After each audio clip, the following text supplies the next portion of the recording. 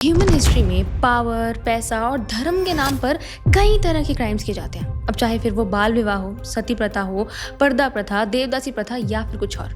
हमने हमेशा अपने फायदे के लिए, अपने विश्वास के लिए किसी ना किसी को दुख दिया ही है।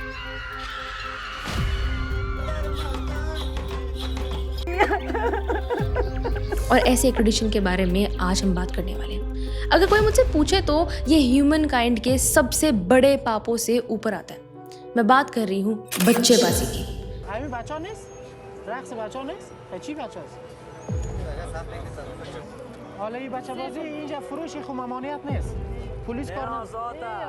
ये मासूम बच्चों के खिलाफ होने वाला एक इंस्टीट्यूशनलाइज्ड ह्यूमन राइट्स वायलेशन और चाइल्ड ट्रैफिकिंग नेटवर्क है। साधारण भाषा में बच्चाबाजी का मतलब होता है बॉय प्ले या बच्चों का खेल। अब आप सोच रहे होंगे कि अच्छा कोई गेम होगा जहाँ लड़के ही खेलते हैं, तो इसमें क्या बुरा है, इसमें क्या गलत है। पर मैं श्योर हूँ कि 10 मिनट बाद आपकी ये सोच नहीं रहने वाली, क्योंकि ये कोई गेम नहीं है। ये 6 साल के मासूम बच्चों की खुलेआम खरीद फरोख्त, उनका फिजिकल असॉल्ट और उनकी आत्मा तक को तोड़ देने वाला एक ऐसा घिनौना धंधा है जो किसी बंद कमरे में छुपकर नहीं, बल्कि समाज के सबसे ताकतवर लोगों के सामने धड़ल्ले में होता है।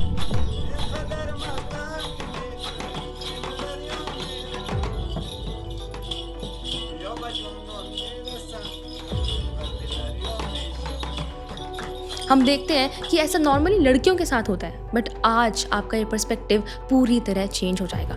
सोच कर देखो, एक 8 साल का बच्चा जिसके हाथ में खिलौने होने चाहिए थे, उसे लड़कियों के कपड़े पहनाकर, पैरों में घुंघरू बांधकर, उसे ज़बरदस्ती लिपस्टिक और काजल लगवाकर 100 से ज़्यादा आदमियों के बीच में नचाया जाता है।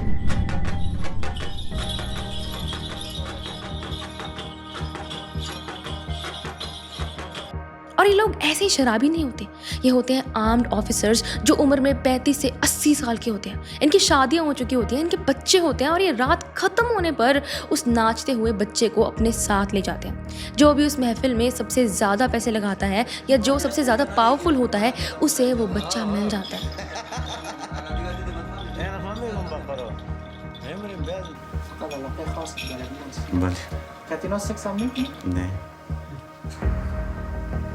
ऐसे ही ये उस छोटे बच्चे को यूज़ करते रहते हैं।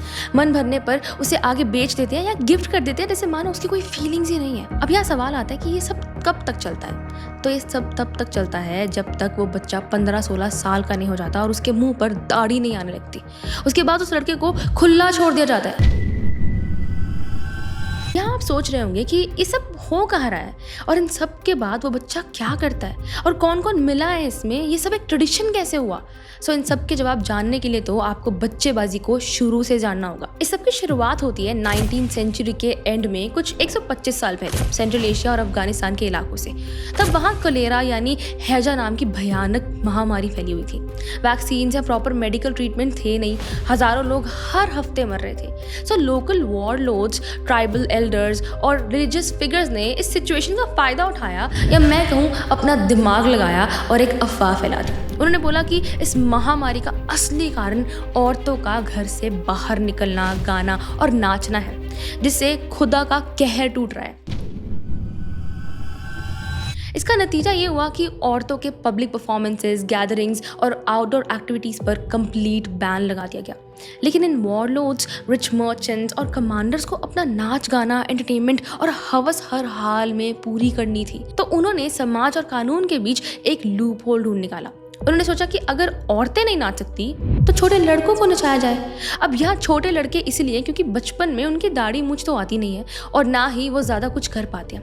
उन्होंने लाचार और गरीब परिवारों के मासूम लड़कों को उठाया, उन्हें लड़कियों के सारे कपड़े पहनाए गए, चेहरे पर हैवी मेकअप और काजल लगाया गया, पैरों में घुंघरू बांधे गए और अपनी प्राइवेट महफिलों में नचाना शुरू कर दिया गया। इन बच्चों को 5 या 6 साल की उम्र में ही नाचना गाना सिखा दिया जाता था। इसके बाद वो एक बरीश बन जाता था, मतलब एक ऐसा बच्चा जिसे लैंडलॉर्ड अपने साथ रखेगा, जिसके पास जितने बरीश वो उतना ही पावरफुल। इस पॉइंट तक अफगान में एक कहावत भी बहुत चलने लगी थी कि औरतें सिर्फ बच्चों के लिए होती हैं, लेकिन लड़के मज़े के लिए। स्टेटस सिंबल की चिंता इतनी थी कि एक एक पावरफुल वॉरलॉर्ड या मिलिट्री कमांडर अपने प्राइवेट कंपाउंड्स में एक साथ 5 से लेकर 15-20 तक बच्चाबाजी के विक्टिम्स को रखता था। چطور از زندگی خودت از همین زندگیت راضی هستی؟ والله از امی میترسم از اینا که نزنه یا که نکشه افته. जिस आदमी के पास जितने ज़्यादा और सुंदर बच्चे होते थे, लोकल वॉरलॉर्ड हायरार्की में उसका डर, रौब और पावर उतना ही ज़्यादा माना जाता था। वॉरलॉर्ड्स के बीच लड़कों की राइवलरी होती थी, उन्हें आपस में लड़ाया जाता था और गिफ्ट्स के रूप में एक दूसरे को ट्रांसफ़र किया जाता था। इसकी मार्केट और नॉर्मलाइजेशन का अंदाज़ा आप इस बात से लगा सकते हैं कि अफ़गानिस्तान के लोकल मार्केट्स और बाज़ारों में बच्चाबाजी परफॉर्मेंस की प्रॉपर डीवीडीज़ खुलेआम आज भी बिकती हैं। इन डीवीडीज़ में छोटे लड़कों के डांस परफॉर्मेंसेज, उन पर होने वाले अब्यूज़ और वॉरलॉर्ड्स की महफिलों की वीडियो रिकॉर्डिंग्स होती थी, जिन्हें लोग सीडीज़ और डीवीडीज़ में ख़रीद कर अपने घरों में देखते थे।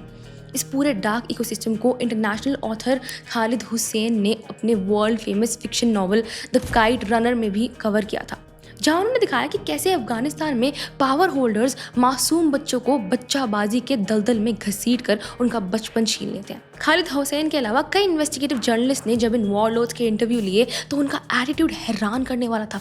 एक फ्रंटलाइन वॉरलॉर्ड ने कैमरा पर ओपन स्टेटमेंट दिया कि औरतें हमारे घर की इज्जत हैं, हम उन्हें दूसरों के सामने नहीं नचा सकते, ये लड़के हमारे शौक के लिए हैं, इसमें कुछ गलत नहीं है, ये हमारा रिवाज है और हम इसे नहीं छोड़ेंगे।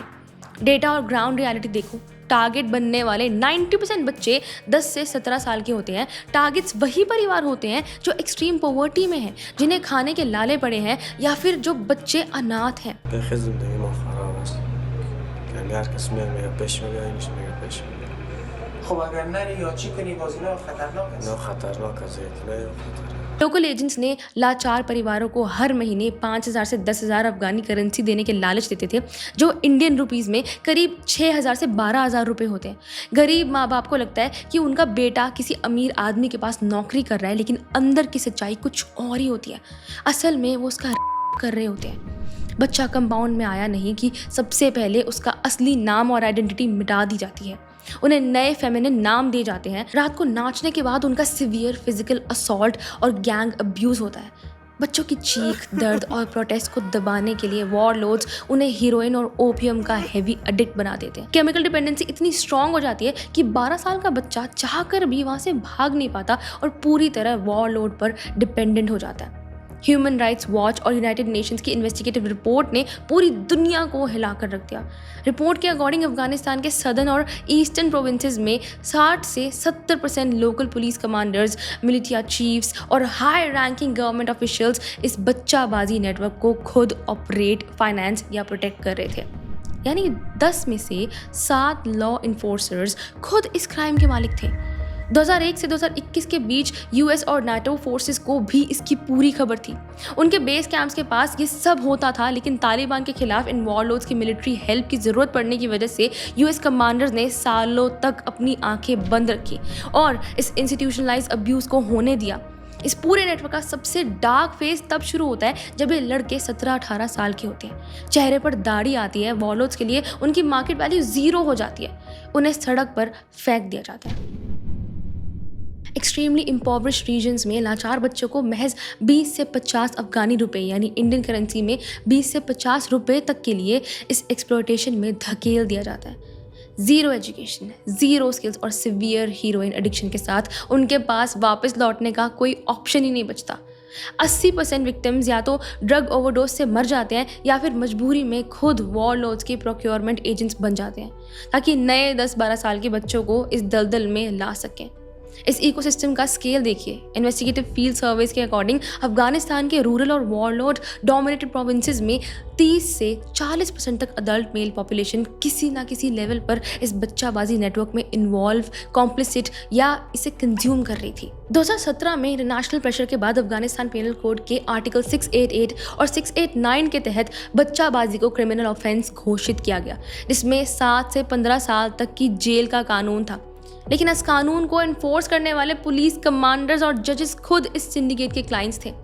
रिजल्ट, पेपर पर कानून होने के बावजूद 0% कन्विक्शन रेट रहा। एक भी पावरफुल वॉरलॉर्ड को जेल नहीं हुई। 2021 में तालिबान ने पावर में आने के बाद बच्चाबाजी पर कैपिटल पनिशमेंट यानी मौत की सज़ा का ऐलान किया, लेकिन अंडरग्राउंड रिपोर्ट्स और ह्यूमन राइट्स वॉचडॉग्स के अकॉर्डिंग ये सिस्टम ख़त्म नहीं हुआ। ये आज भी रिमोट प्रोविंसेस के प्राइवेट कंपाउंड्स में पहले से ज़्यादा सीक्रेटली चल रहा है। ये कोई ट्रेडिशन या कल्चर नहीं है, ये पावर, आर्म्ड करप्शन और एक्सट्रीम पॉवर्टी का वो नेटवर्क है जहाँ हर साल हज़ारों मासूम बच्चों का बचपन नीस्तो नाबूद कर दिया जाता है। आज के लिए बस इतना ही।